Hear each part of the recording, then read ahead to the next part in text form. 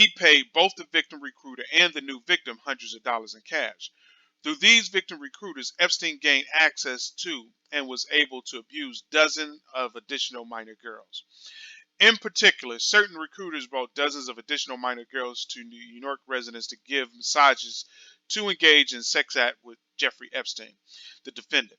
Epstein encouraged victims to recruit additional girls by offering to pay these victim recruiters for every additional girl they brought to Epstein. When the victim recruiter accompanied a new minor victim to the New York residence, both the victim recruiter and the new minor victim were paid hundreds of dollars by Epstein for each encounter. So I don't know if you guys noticed, but already we're seeing a lot of redundant language, especially about the part of the victim recruiters bringing new girls, so on and so forth. Like that's been mentioned a few times already, and it's going to be mentioned a few times more. So at some point, I'm really just going to stop the reading because it's just going to be entirely redundant. Anyway, in addition, certain victim recruiters routinely schedule these encounters through employee one, who sometimes asks the recruiters to bring specific minor girls to for Epstein, the Palm Beach resident. And again, what we just read was about the allegations in New York. Now we're going to get into Palm Beach. But even though we're going to be talking about Palm Beach, it's really going to be redundant because it's going to be the same type of allegations. It's not going to be really anything new.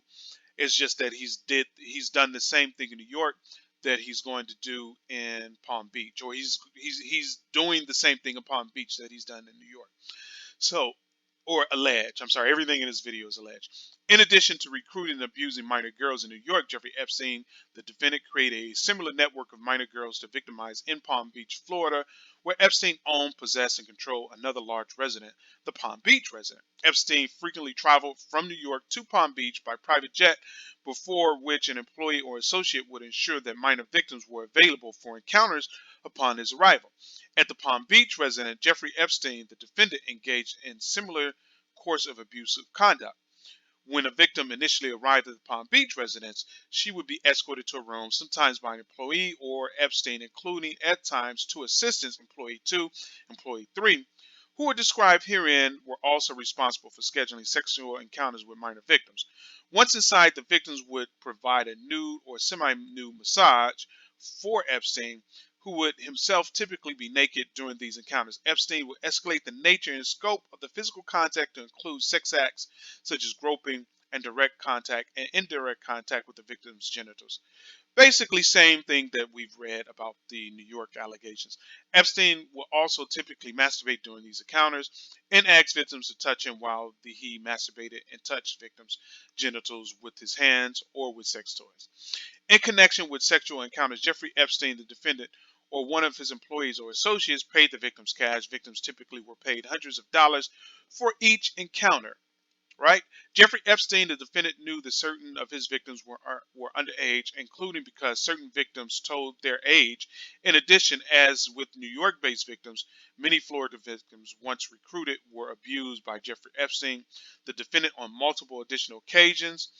Jeffrey Epstein, the defendant, who during the relevant time period was frequently in New York, would arrange for employee 2 and other employees to contact victims by phone in advance of Epstein's travel to Florida to ensure appointments were scheduled for when he arrived. In particular, in certain instances, employee 2 placed phone calls to minor victims in Florida to schedule encounters at the Palm Beach residence. At the time of certain of those phone calls, Epstein and employee 2 were in New York. Additionally, certain of the individuals victimized at the Palm Beach residence were contacted by phone by employee 3 to schedule these encounters. Moreover, as in New York, to ensure a steady stream of minor victims, Jeffrey Epstein, the defendant, asked and enticed certain victims in Florida to recruit other girls to engage in sex acts. Epstein paid hundreds of dollars to victims' recruiters for each additional girl they brought to Palm Beach. Okay, so statutory allegation. Basically, this is where you're going to see the actual charges brought against Epstein from at least in or about 2002 up to including about 2005, in the Southern Districts of New York and elsewhere, Jeffrey Epstein, the defendant, and others known and unknown, willfully and knowingly did combine, conspire, confederate, and agree together with each other to commit an offense against the United States, to wit, sex trafficking of minors in violation of Title 18, United States Code Section 1591A and B. In part, in object of the conspiracy that Jeffrey Epstein, the defendant, and others known and unknown would and did in and affecting interstate and foreign commerce, recruit, entice, harbor, transport, provide, and obtain by any means a person and to the benefit financially and by receiving anything of value for participation in a venture which has been engaged in any such act, knowing that the person had not attained the age of 18 years old and would be caused to engage in a commercial sex act in violation of Title 18, United States Code Section 1591A and B2, overt acts. In furtherance of the conspiracy and to effect the illegal object thereof, the following overt acts, among others, were committed in the Southern District of New York and elsewhere.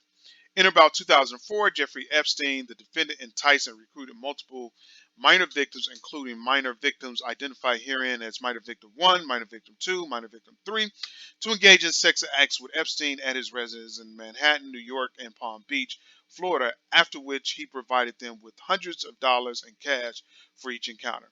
In or about 2002, minor Victim 1 was recruited to engage in sex acts with Epstein and repeatedly sexually abused by Epstein at the New York residence over the period of years and was paid hundreds of dollars for each encounter.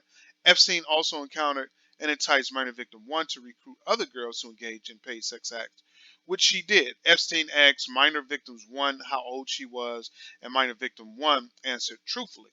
In or about 2004, minor victim 2 recruited to engage in sex acts with Epstein and was repeatedly sexually abused by Epstein at the Palm Beach residence over a period of years and was paid hundreds of dollars after each encounter. Epstein also encouraged, and enticed minor victim 2 to recruit other girls to engage in paid sex acts, which she did.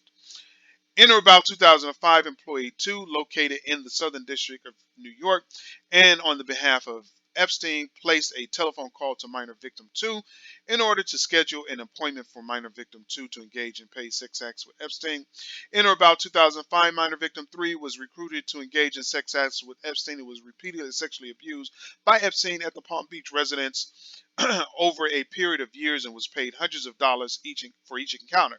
Epstein also encouraged and enticed minor victim 3 to recruit other girls to engage in paid sex acts, which she did. Epstein asked minor victim 3 how old she was. The minor victim 3 answered truthfully. In or about 2005, employee 2, located in the Southern District of New York, on behalf of Epstein, placed a telephone call to minor victim 3 in Florida in order to schedule an appointment for minor victim 3 to engage in paid sex acts with Epstein. In or about 2004, employee 3 placed a telephone call to minor victim 3 in order to schedule an appointment for minor victim 3 to engage in paid sex acts with Epstein. Count 2, sex trafficking. The grand jury further charges the allegation contained in paragraph 1 through 19 and 22 of this indictment are repeated and realleged as if fully set forth within. From at least in or about 2002 up to and including in or about 2005 in the Southern District of New York, Jeffrey Epstein, the defendant, willfully and knowingly and in affecting interstate and foreign commerce, did recruit, entice, harbor, transport, provide, obtain by any means a person knowing that the person had not attained the age of 18 years and would be caused to engage in commercial sex acts, and did aid and abet the same, to wit, Epstein recruited, entice, harbor, transport, and provide and obtain numerous individuals who were less than 18 years old, including but not limited to minor victim 1 as described above, and who were then caused to engage in at least one commercial sex act in Manhattan, New York. Title 18, United States Code, Section 1591A, B2 and 2. And then there are forfeiture allegations. Basically, I am not going to read this because I've read it before. If you want to see this being read or something similar being read, look at the R. Kelly deep analysis.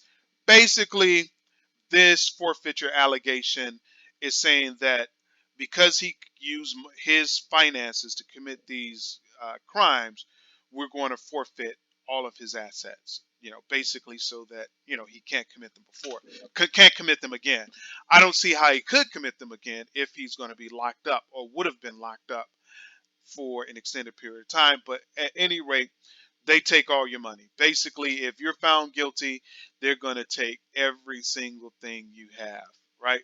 So, for the most part, that is it for this indictment. What I'll do in the next video, I'll look at some of the alleged victims and we'll hear testimony from them. I'll put together kind of like a collage of videos that maybe condenses some of their testimony. And then in the final video or the final two videos, I'm not sure how many videos it's going to take, we'll go ahead and we'll talk about the what I think about it. And and again, this guy has already died, right? But still someone requested it. So I'm just going to go through this as if, for the most part, as if he's still around, right? But so in the final videos, we'll get my final thoughts and basically my final input on the legal analysis.